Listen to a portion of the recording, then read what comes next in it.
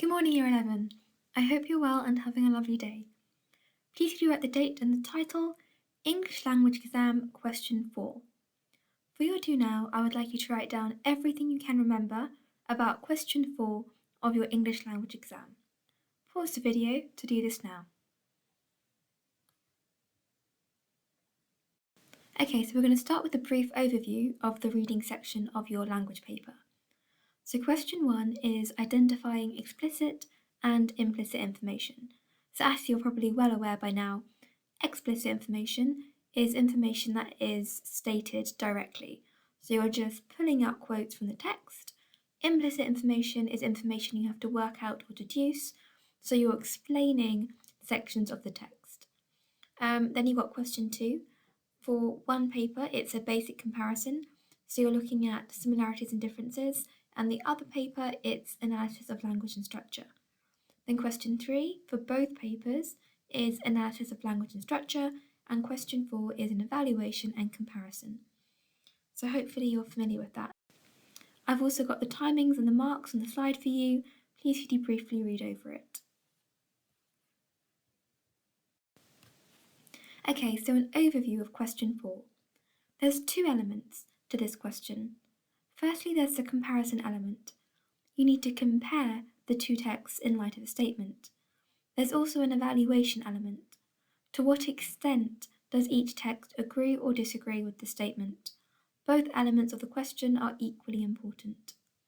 A top-level answer will establish a clear viewpoint, use well-selected quotes from both texts, identify points of comparison, use comparative connectives, make evaluative comments linking to the statement, consistently measure level of agreement, and consider the impact on the reader, either implicitly or explicitly.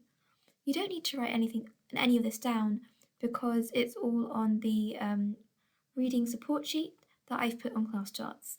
I've updated it slightly since the last time I've given it to you, so you may want to print out. I've only amended the last page about question 4 for the moment, so you may want to print out an amended copy, even if you have an original from earlier. Okay, so let's go through the planning steps. Once again, this is on your support sheet. 1. Consider the statement and highlight keywords. 2. Read through both texts with the statement in mind. 3. Highlight everything that agrees with the statement in one colour and everything that disagrees with the statement in another colour. 4. Review the highlighted information and look for similarities or differences in terms of how the texts agree or disagree. So step 1, consider the statement. Please could you copy down this question, highlighting keywords and annotating key ideas. Both texts powerfully convey the hopelessness of poverty to the reader. How far do you agree with the statement? Pause the video to do this now. Okay, so this is what I would have done. I would underline powerfully convey and consider, and then write how might this be shown. I would highlight or underline hopelessness of poverty. For hopelessness, I would write feel that they could never succeed, because that's what the word means. Poverty, I would write lack of money, food, resources, etc. I'd also highlight or underline how far do you agree to remind myself that we're evaluating. So can you please make sure you have this copied down? Okay, so your next step is reading through both texts with the statement in mind. So please can you pause the video to do that now? Please make sure you're reading at first the unannotated version.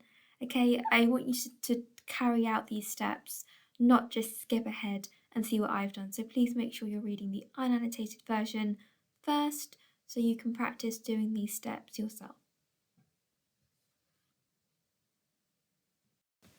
Okay, so next, step 3, you're going to highlight everything that agrees with the statement in one colour and everything that disagrees with the statement in another colour. So please get out 2 different coloured highlighters in order to do this now.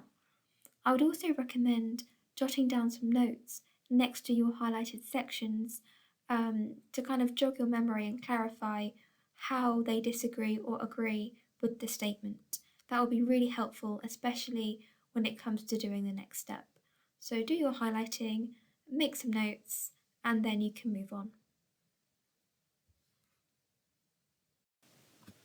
Okay, so before we move on to step 4, what I'd like you to do is now open my annotated version. So what I've done is I've gone through and I've highlighted in 2 different colours the key information that you need to answer this question. Don't worry if what you've got highlighted is slightly different or you've written different things down. English is subjective, that's fine, but this is just what I picked out. I wasn't sure when I put in my annotations if that meant you couldn't see the highlighting. If that is the case, then what you can do is, I'm sure you all know this, you're probably better with technology than I am. You go to the review tab and you say show original, and that will take away my annotations. If you can't see the annotations when you open it, again, go to the review tab and then say final show markup in the drop down. If you're stuck on that, you can just Google it.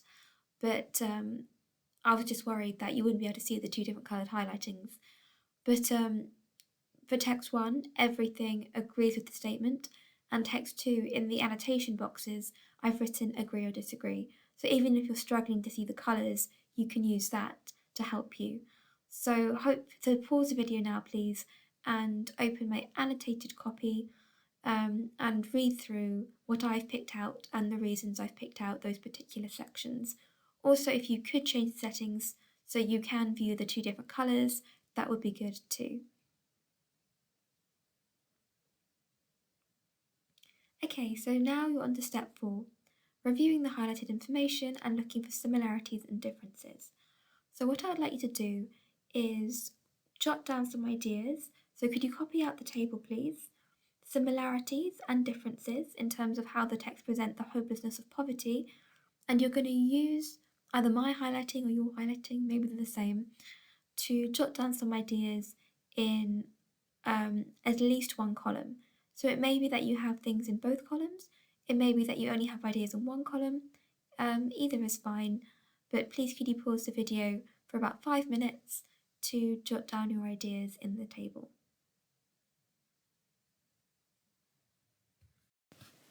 So this is what I've got.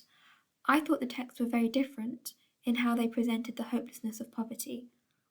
Whereas in text 1, you had hopeless people, so you had the ash grey men, which were obviously a metaphor for the hopeless, despairing people. They weren't actually grey men. That contrasts directly with the hopeful and excited people. So you have the male character talking to his ma, and he chuckles. She's excited. She wants to hear about this secret he's keeping. So the tone is overall very positive, optimistic, excited. Another difference, the Valley of Ashes in text 1 is entirely derelict and depressing. If you go on to study The Great Gatsby at A level, you'll understand that this is probably the most important scene from the whole novel because it epitomises the hopeless and futile society that they're living in. So, really important scene, very bleak, very depressing, and that contrasts once again, you could say juxtaposes, with the more hopeful setting that we have in text 2. So we have the repeated references to starlight, it's a neater, tidier environment, and there's more living sounds like the buzzing, and so living noises, it's more vibrant, it's a much more positive setting. And then you finally got the semantic field of blindness throughout the Valley of Ashes extract, eternal, sink into eternal blindness, obscurity, impenetrable, repeated words that link to this idea of not being able to see. And of course, this idea of obscurity creates a very mysterious, bleak setting and atmosphere, which contrasts with the light that we see in text 2. The stars were clear and sharp, so contrasting imagery of grey ash and bright starlight.